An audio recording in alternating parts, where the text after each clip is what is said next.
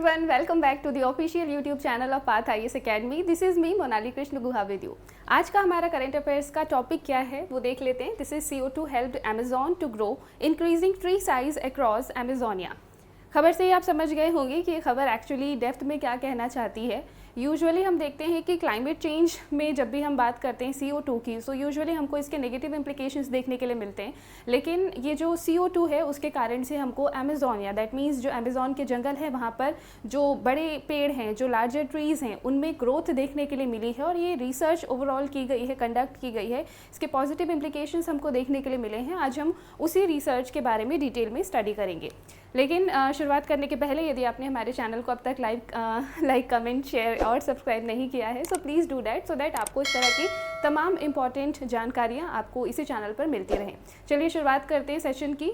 The Amazon's tree are thriving on carbon but it's a double edged growth. खबर तो positive है, अच्छी है. फिर यहाँ पर ये क्यों कहा जा रहा है कि यहाँ पर अभी हमको डबल एज्ड ग्रोथ देखने के लिए मिल रही है, इसके बारे में भी हम डिटेल से चर्चा करेंगे.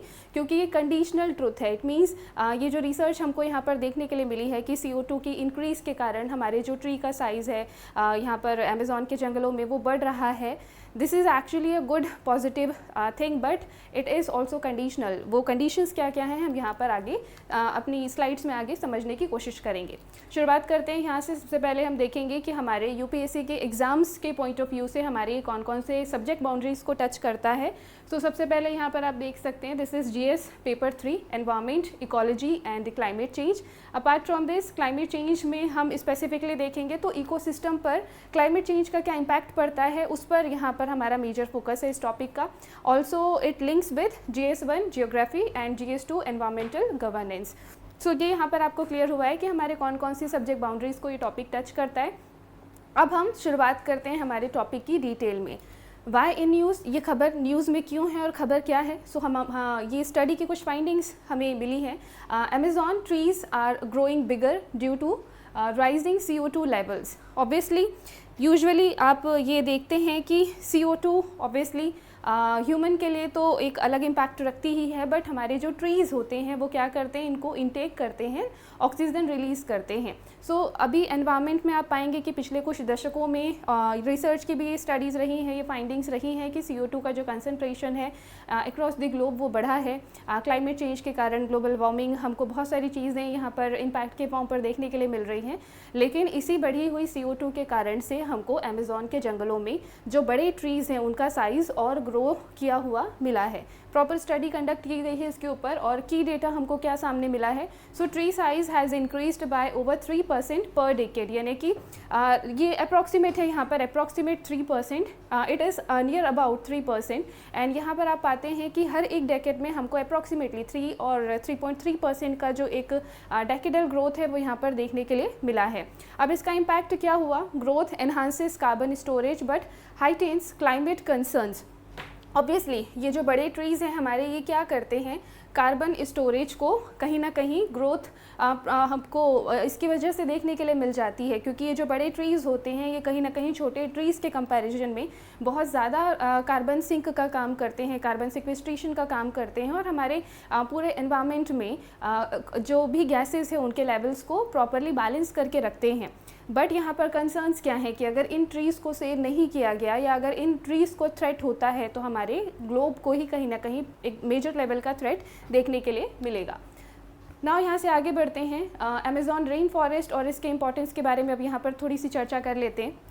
अमेजॉन रेन फॉरेस्ट कहाँ पर लोकेटेड है. These are located at the continent South America. और इसके अलावा यहाँ पर अगर हम बात करें कि ये कौन कौन सी आपके कहाँ कहाँ तक के एरियाज़ को टच करते हैं. सो बेसिकली ये आपके लार्जेस्ट रेन फॉरेस्ट हैं, अर्थ पर पाए जाने वाले लार्जेस्ट रेन फॉरेस्ट, ये आप ध्यान रखिएगा.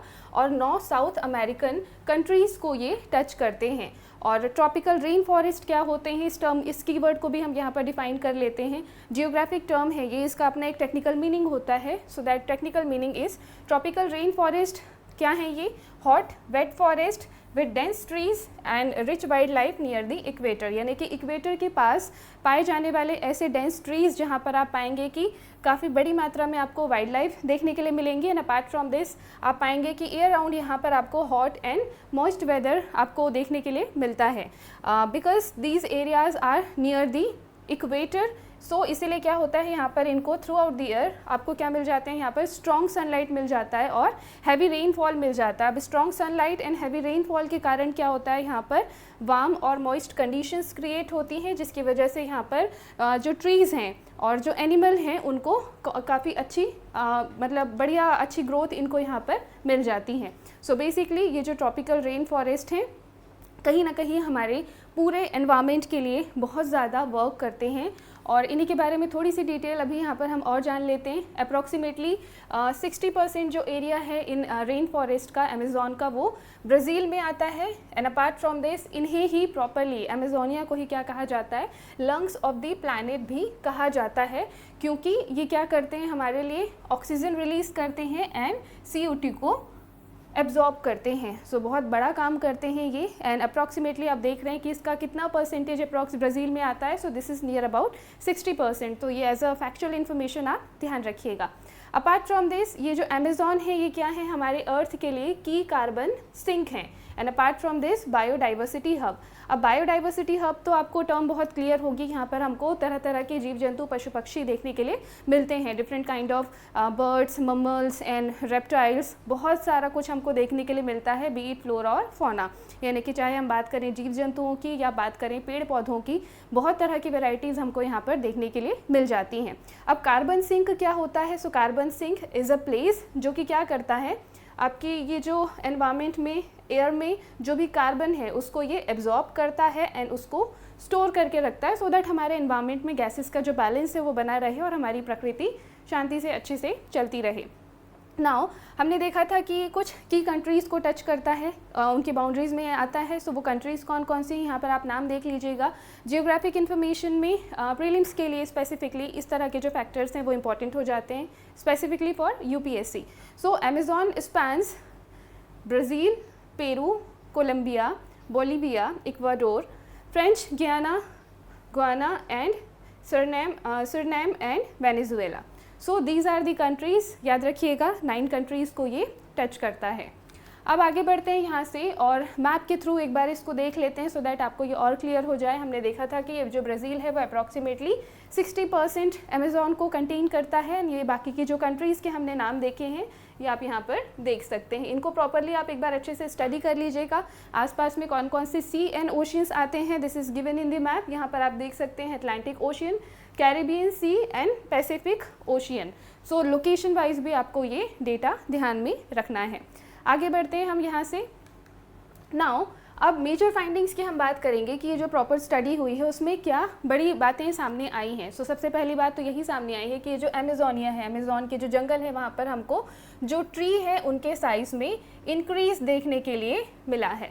अपार्ट फ्रॉम दिस ये जो पूरी की पूरी प्रॉपर रिसर्च है इसको किसने कंडक्ट किया है? So it has been conducted by rain for network. ये रेन फॉर नेटवर्क क्या है? आपका इंटरनेशनल रिसर्च का एक आप ग्रुप कह सकते हैं, जहाँ पर बहुत सारे साइंटिस्ट एंड यूनिवर्सिटीज़ आपस में कोलैब करके स्पेसिफिकली ये जो अमेज़ॉन है उसके ऊपर प्रॉपरली स्टडीज़, रिसर्च वगैरह कंडक्ट करते हैं। तो इस पर्टिकुलर रिसर्च में यहाँ पर ये देखने के लिए मिला कि अप्रॉक्सीमेटली 100 साइंटिस्ट ने एंड 60 यूनिवर्सिटीज़ ने यहाँ पर इस प्रॉपर रिसर्च एंड स्टडी को कंडक्ट किया था। इसके लिए यहाँ पर 188 परमानेंट प्लॉट्स पर proper data and study perform की गई एंड अप्रॉक्सीमेटली 30 साल का समय यहाँ पर लिया गया, जिसमें पूरी प्रॉपर डेटा की मॉनिटरिंग की गई काफ़ी लंबे समय तक, यानी कि आप देख सकते हैं यहाँ पर 3 डेकेड्स तक ये प्रॉपर स्टडी चली है एंड पाया गया कि 3.3% पर डेकेड हमको ट्रीज़ में ग्रोथ देखने के लिए मिली है। यानी कि जो आपके बड़े ट्रीज़ थे उसमें आपको हर एक दशक में लगभग 3.3% तक की उनमें ग्रोथ वृद्धि हमको देखने के लिए मिली। नाउ यहाँ से आगे बढ़ते हैं हम और देखेंगे why are Amazon trees getting bigger. इतने बड़े होने का इनका मेन कारण क्या है? सो बेसिकली यहाँ पर कारण क्या है? CO2।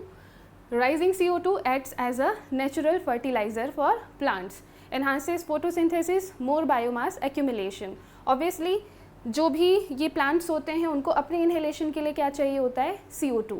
और जब यहाँ पर ये जो अल्टीमेटली ये जो बिगर ट्रीज़ हैं उनके लिए तो इसकी क्वांटिटी कहीं ना कहीं इंक्रीज ही है। अगर ये अपने एनवायरनमेंट में अगर हम देखें, अगर जैसे इसका इंक्रीज़ देखा गया है पिछले कुछ डेकेड्स में, काफ़ी ज़्यादा हद तक हमने देखा है कि पिछले कुछ शतकों में, यानी कि बहुत मतलब अगर आप सेंचुरी से अगर कंपेयर करें तो पिछले कुछ दशकों में ही हमने ये देखा है कि CO2 का जो कंसनट्रेशन है वो इंक्रीज़ हुआ है ड्यू टू ह्यूमन एक्टिविटीज़ और climate change, global warming and other such related concerns. So यहाँ पर हम पाते हैं कि ये जो एक्स्ट्रा क्वांटिटी है CO2 की, वो एक नेचुरल फर्टिलाइज़र की तरह काम करती है इन बड़े बड़े जायंट ट्रीज़ के लिए। इससे क्या होता है, वो प्रॉपरली अच्छे से और बढ़िया तरीके से फोटोसिंथेसिस कर पाते हैं, अपना भोजन बना पाते हैं, एंड उससे क्या होता है, ज़्यादा बायोमास एक्यूमुलेट कर पाते हैं।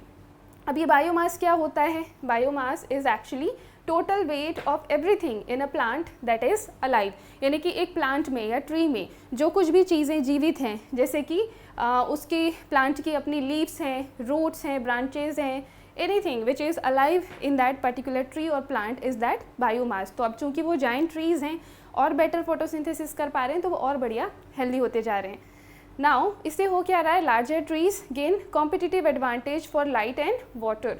ऑब्वियसली जितने बड़े ट्रीज़ हैं ये उतना ज़्यादा उनके पास अपना पर्टिकुलर एरिया है, यानी कि उनके पास ज़्यादा ब्रांचेज़ हैं, लीव्स हैं उनकी अपनी, और ज़्यादा लंबी और गहरी रूट्स हैं, सो वो प्रॉपर अच्छे से वाटर इनटेक कर पा रहे हैं, सनलाइट को ज़्यादा अच्छे से रिसीव कर पा रहे हैं, उनकी हाइट बहुत ज़्यादा अच्छी है, so they can clearly absorb the sunlight. So इसी की वजह से क्या हो रहा है, प्रॉपरली और बेहतर तरीके से ये फोटोसिंथेसिस कर पा रहे हैं एंड इनकी ग्रोथ और ज़्यादा अच्छी हो पा रही है। नाउ अभी हमने एक टर्म देखा था, रेन फॉर नेटवर्क। अब ये नेटवर्क क्या है, इसके बारे में थोड़ी सी डिटेल हम ले लेते हैं, जानकारी ले लेते हैं। So Amazon forest inventory network, rain for क्या है, आपका एक इंटरनेशनल रिसर्च कोलैबोरेशन है जिसको कि क्यों इस्टेब्लिश किया गया है, ताकि जो भी फॉरेस्ट हैं उनमें जितने भी तरह के चेंजेस होते हैं उनके ऊपर प्रॉपरली रिसर्च स्टडीज़ वगैरह कंडक्ट की जा सके और उनको प्रॉपरली ट्रैक किया जा सके, उनको प्रॉपरली अच्छे से समझा जा सके, so that later on we can take proper climate decisions accordingly with available information. Now ये जो आपका कोलैबोरेशन है, इसमें 60 से ज़्यादा यूनिवर्सिटीज़ हैं और 100 से ज़्यादा साइंटिस्ट हैं जो अलग अलग समय पे डिफरेंट स्टडीज़ परफॉर्म करते रहते हैं। इन्होंने अपनी प्रॉपर स्टडीज़ के लिए 188 यानी कि 188 लॉन्ग टर्म मॉनिटरिंग प्लॉट्स को प्रॉपरली अच्छे से मेंटेन किया हुआ है, और यहाँ पर हमको इन्हीं के द्वारा कार्बन और इकोलॉजिकल रिसर्च वगैरह के लिए हमको डेकेडल डेटा मिल जाता है, यानी कि अगर हमको लंबे समय से अगर किसी पर्टिकुलर स्टडी के लिए be related with the environment, climate change, carbon और ट्रीज़, प्लांट्स, सॉइल, ऐसा अगर हमको कोई डेटा चाहिए, वो भी डेकेडल डेटा चाहिए, बहुत पुराना डेटा चाहिए, तो वो हमको इनके थ्रू से मिल जाता है। Now how is the forest structure changing. अब ये जो हमने CO2 का राइज देखा है उसके कारण से जो ट्रीज़ है उनकी जो ग्रोथ बढ़ रही है उससे ओवरऑल स्ट्रक्चर में क्या चेंज आया है उसको हम यहाँ पर अब स्टडी करेंगे। So it is a shift towards larger trees dominating the canopy, यानी कि अब यहाँ पर आपको ये जो लार्ज ट्रीज़ हैं वो आपको ज़्यादा देखने के लिए मिल रहे हैं। Mean basal area and biomass rising consistently, it means what, it means trees are growing thicker and heavier over time, यानी समय के साथ ये जो पेड़ हैं वो बहुत ज़्यादा थिक होते जा रहे हैं, हैवी होते जा रहे हैं, भारी होते जा रहे हैं, यानी कि इनका जो बायोमास है वो और ज़्यादा बेटर एक्यूमुलेट हो रहा है। शोइंग स्टडी फॉरेस्ट ग्रोथ, अच्छी बात है ये। Relative dominance of big trees increasing across the basin indicates structural changes in intact forest, यानी कि वहाँ पर जो अवेलेबल फॉरेस्ट है उसके हमको स्ट्रक्चर में अब चेंजेस देखने के लिए मिल रहे हैं। Now role of the large trees in carbon cycle, अब इनका क्या मेन रोल है, देखिए जो आपके लार्ज ट्रीज़ होते हैं, large trees store disproportionate carbon compare to small ones, यानी कि आप छोटे छोटे बहुत सारे पेड़ लगा दीजिए तब भी वो एक बड़े पेड़ के द्वारा जितना कार्बन सिक्विस्ट्रेशन किया जाता है, बहुत बड़े जॉइंट ट्री के द्वारा जितना कार्बन सिक्विस्ट्रेशन किया जाता है उसके कंपैरिजन में कहीं ना कहीं कम ही होंगे, उसको compete नहीं कर पाएंगे। इस पॉइंट के द्वारा ये कहा जा रहा है। A small fraction of big trees holds a major share of total carbon, survival of these giant crucial for carbon sequestration, जैसा कि अभी हमने यहाँ पर डिस्कस किया है। कार्बन सिक्विस्ट्रेशन होता क्या है actually, it is capturing and storing carbon dioxide from the air to reduce global warming. पूरी अर्थ पे जो टेम्परेचर जहाँ से अभी obviously we all have studied कि पिछले कुछ डेकेड्स में and also in this century ये जो ग्लोबल वार्मिंग है वो क्या कर रही है, क्लाइमेट पे अपना अलग असर दिखा रही है। सो अगर इस तरह के जाइंट ट्रीज़ ना हो या इनको अगर किसी तरह का डिस्ट्रक्शन फेस करना पड़े, सो ओवरऑल पूरी अर्थ पे इसका इम्पैक्ट हमको देखने के लिए मिलेगा। Their loss can release huge carbon back into the atmosphere। ये कार्बन सिक्वेस्ट्रेशन करके जो कार्बन बैलेंस कर रहे हैं, अगर ये ही नहीं रहेंगे तो वो कार्बन फिर से एटमॉस्फेयर में रिलीज होगी एंड ऑब्वियसली बहुत बड़े लेवल पे ड्रास्टिक हमको क्लाइमेट चेंजेस फेस करने पड़ेंगे आगे। Now is this growth good news? अभी हमने ये जो ग्रोथ की न्यूज़ देखी है, क्या ये गुड न्यूज़ है? हाँ, एक पर्टिकुलर लेवल पर अगर हम देखें, so yes, intact forest still absorbing more CO2। So ये इस पॉइंट ऑफ व्यू से तो हमारे लिए बहुत अच्छी खबर है। ये बताता है कि हम अभी भी क्लाइमेट रेजिलिएंट हैं। क्लाइमेट चेंज जिस तरीके से हो रहा है, ये ट्रीज़ उसको बहुत बड़े लेवल पे क्या कर रहे हैं, बैलेंस कर रहे हैं।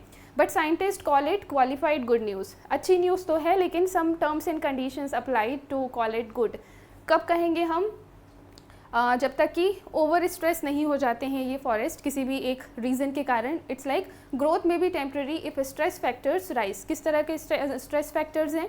Growth shows resilience but experts warn deforestation and fire could undo these gains. यानी कि अगर इन पेड़ों को काटा जाता है या इस तरह के और भी वर्ल्ड में क्रॉस इस तरह के जो जाइंट ट्रीज़ हैं अगर उनको काटा जाता है, या फिर जो फॉरेस्ट फायर हैं अगर वो बड़े लेवल पर इम्प्लीमेंट होती हैं, तो फिर ये जो रीस्टोरेशन आपका कार्बन का यहाँ पर हुआ है वो फिर से एनवायरनमेंट में वापस से रिलीज़ हो जाएगा। इट मीन्स ये परमानेंट कहे तो जा सकते हैं, but it is not 100% permanent अगर इनके स्ट्रक्चर में चेंज कर दिया जाता है। यानी कि इन ट्रीज़ को सेफगार्ड प्रोवाइड करना रीप्लांटेशन से भी ज़्यादा ज़रूरी है।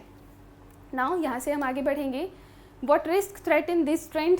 क्या खतरे हैं? सो सबसे पहला क्या है यहाँ पे? Forest are being cleared for roads and farming. Obviously जैसे जैसे पॉपुलेशन बढ़ रही है, पॉपुलेशन की नीड्स बढ़ रही हैं, लोग क्या कर रहे हैं, जंगलों को काट के कंस्ट्रक्शन कर रहे हैं, फार्मिंग कर रहे हैं, अपनी पर्टिकुलर पर्सनल नीड्स को, सोसाइटल नीड्स को पूरा कर रहे हैं। सो अगर इस तरह का ट्रेंड आगे चलता रहा तो फिर ये खतरे की घंटी है। Apart from this, drought are becoming more frequent and severe. Drought यहाँ पर कैसे नुकसान पहुँचाती हैं?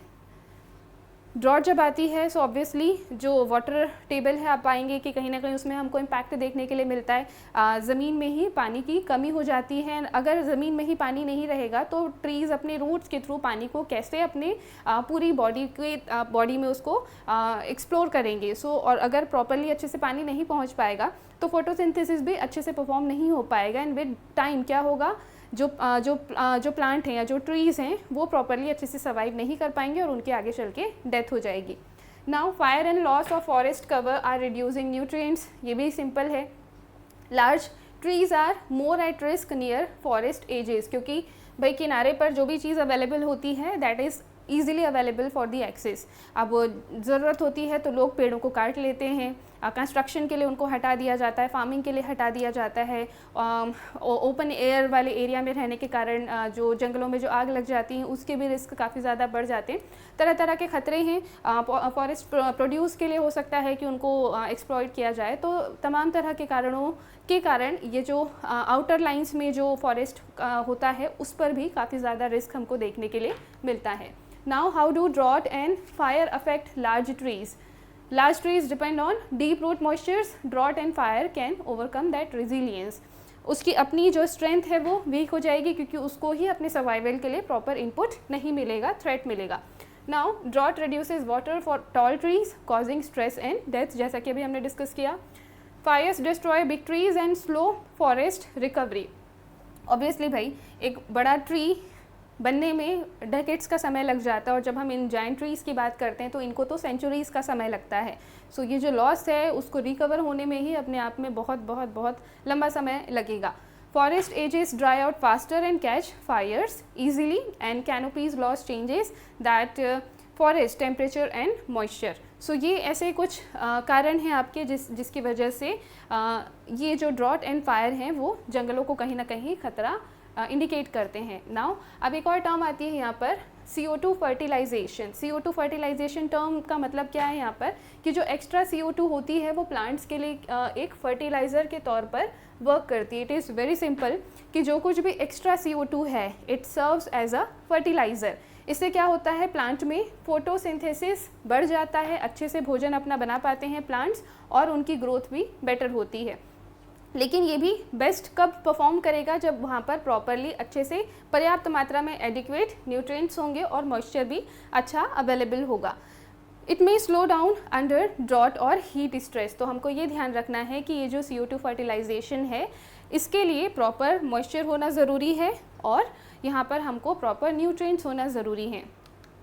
नाउ अब आ जाते हैं अपन वर्ड टू साइंटिस्ट से अबाउट दी फाइंडिंग्स। अब साइंटिस्ट का क्या कहना है इन फाइंडिंग्स के ऊपर। So CO2 fertilisation driving growth. Obviously CO2 fertilisation के कारण ये जो एक्स्ट्रा CO2 अवेलेबल रही है पिछले कुछ डेकेड्स में, उसके कारण से अमेज़ॉन के जंगलों में हमको ग्रोथ देखने के लिए मिली है, स्पेसिफिकली जो जायंट ट्रीज़ हैं उनमें। गुड न्यूज़ तो है ये, लेकिन ये क्वालिफाइड गुड न्यूज़ है, जैसा कि हमने डिस्कस किया फायर एंड डिफॉरेस्टेशन से हमको इनको बचाना होगा, अदरवाइज़ ये अनडू हो सकती है। Large trees thriving despite threats. Large trees तो बढ़िया ग्रो कर रहे हैं भाई, हमको अच्छा खासा इसमें रिजल्ट पॉजिटिव वे में हमको देखने के लिए मिला है। Forest structure shifting towards big tree, यानी कि अब अगर हम पिछले कुछ डेकेड्स के कंपैरिजन में अगर अभी का प्रेजेंट फॉरेस्ट स्ट्रक्चर देखें तो हमको ये देखने के लिए मिलेगा कि वहाँ पर जो डेंसिटी है या जो अवेबिलिटी है वो हमको अब ये जो लार्ज ट्रीज़ हैं उनकी ज़्यादा देखने के लिए मिल रही है। स्ट्रक्चर में हमको इनका डोमिनेंस देखने के लिए मिल रहा है। What are the ecological implications? Ecological implications क्या हैं इसके? More big trees, denser canopies, less light below. Obviously जब बड़े बड़े पेड़ होंगे तो वो ज़्यादा सनलाइट खुद तो एब्जॉर्ब करेंगे, लेकिन नीचे तक क्या होगा, सनलाइट नहीं पहुंच पाएगी। जितने भी घने जंगल होते हैं ये बहुत कॉमन सा फिनोमिना है कि जब सनलाइट नीचे तक नहीं पहुंच पाती है तो ऐसे घने जंगलों में जो बड़े बड़े पेड़ होते हैं वो तो बढ़िया ग्रो कर लेते हैं क्योंकि उनको अपॉर्चुनिटी मिल जाती है, कॉम्पिटिटिव एडवांटेज मिल जाता है। बट जो नियर सरफेस के जो प्लांट्स होते हैं उनको उतना प्रॉपर लाइट इनटेक नहीं मिल पाता, इस वजह से उनकी ग्रोथ क्या हो जाती, कम रह जाती है।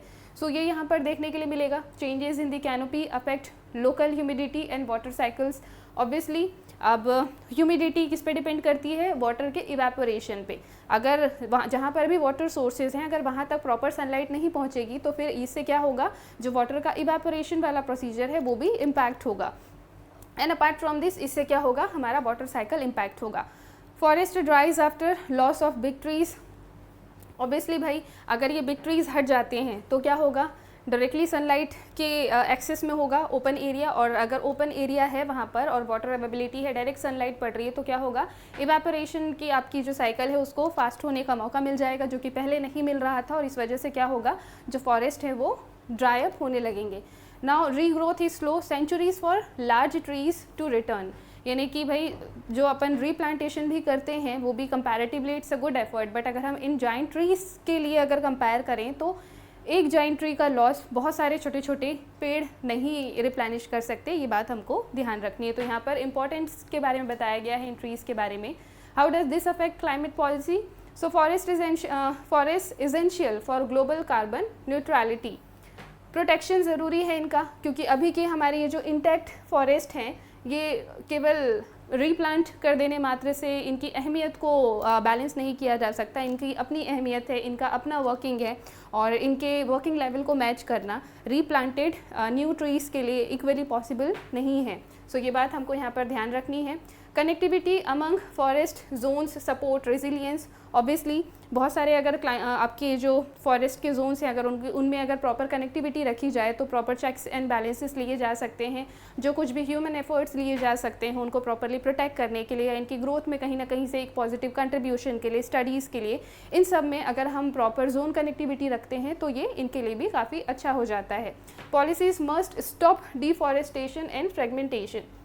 Deforestation is so simple term कि जंगलों की कटाई है ना। अपार्ट फ्रॉम दिस फ्रेगमेंटेशन क्या होता है कि जंगलों को छोटे छोटे पैचेस में डिवाइड कर देना या उनको कट शॉर्ट करके सेपरेट करते जाना। This is not also a good practice, क्योंकि अभी हमने देखा कि इनमें कनेक्टिविटी बनाए रखना ही अपने आप में एक पॉजिटिव स्टेप होता है। सो यहाँ पर अल्टीमेटली हमको किन किन चीज़ों का ध्यान रखना है फाइनली, कि ये जो बड़े ट्री हैं इनका ध्यान रखा जाए प्रॉपरली। अपनी ओर से हम कोशिश करें कि इनकी कटाई छटाई ना हो। अपार्ट फ्रॉम दिस इनका प्रोटेक्शन किया जाए और जो जोन्स हैं उनको प्रॉपर सपोर्ट किया जाए, उनमें कनेक्टिविटी बना के रखी जाए, डिफॉरेस्टेशन को स्ट्रिक्टली प्रोहिबिट किया जाए एंड फ्रेगमेंटेशन को भी प्रोहिबिट किया जाए। सो होपफुली आपको ये पूरा टॉपिक बहुत अच्छा लगा होगा, आपको ये टॉपिक बहुत अच्छे से समझ में आया होगा। और अगर आपके किसी भी तरह के डाउट्स होते हैं तो आप हमसे बिल्कुल पूछ सकते हैं। Stay connected, have a great day ahead. Thank you so much.